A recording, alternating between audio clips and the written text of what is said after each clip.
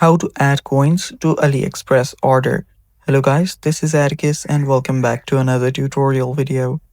In today's video, I'll teach you guys how you can add coins to AliExpress order. So before we begin with that, if you guys are new to our channel, head down below and hit the subscribe button so you don't miss out on our future videos. Now let's begin. To add coins to your AliExpress, you'll need to open up your app and make sure you're logged in into your account. Then go to the account option on the bottom right. Then there you'll find the coins.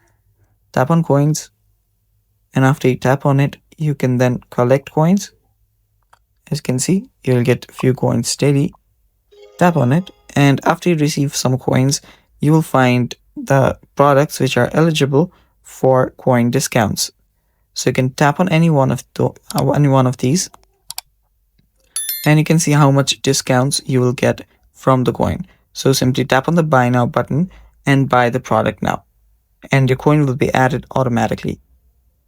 And yeah, that's all for today's video. Thanks for watching. Stay tuned for more upcoming tutorial videos, and bye bye.